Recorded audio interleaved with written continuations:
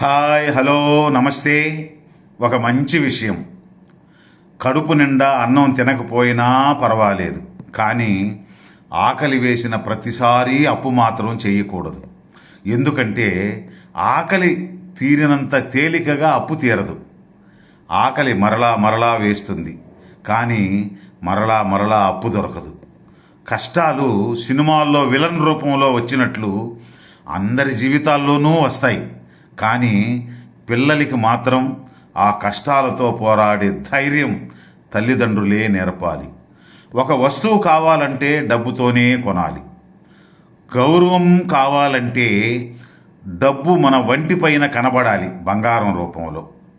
చనిపోయిన వారికి పంచభక్ష పరమాన్నాళ్ళు పెట్టడం పుణ్యం అనుకుంటే, మనల్ని నమ్ముకుని బ్రతికే వాళ్ళకి పిడికెడన్నం పెట్టడం ధర్మం.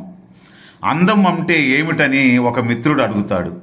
దానికి సమాధానం, మనం మనకంటే పెద్దవారి కాళ్లకు నమస్కరిస్తామే, దాన్ని అందం అంటారు.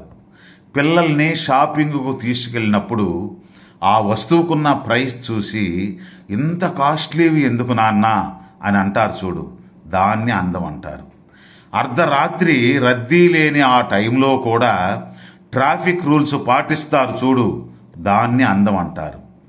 అమ్మకు ఒంట్లో బాగా లేనప్పుడు పోటీ పడి ఇంటి పనులు చేస్తారే, దానిని అందం అంటారు.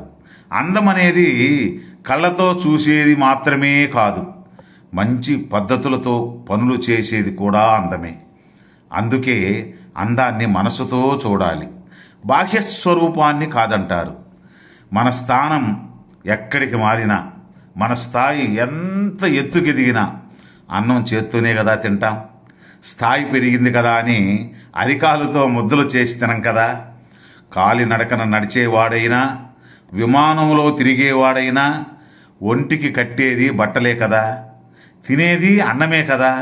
డబ్బుంది కదా అని బంగారం కట్టుకోడు, వజ్రాలను భోజనంగా తినడు. తెలుసుకో మిత్రమా, ఇది నిజం.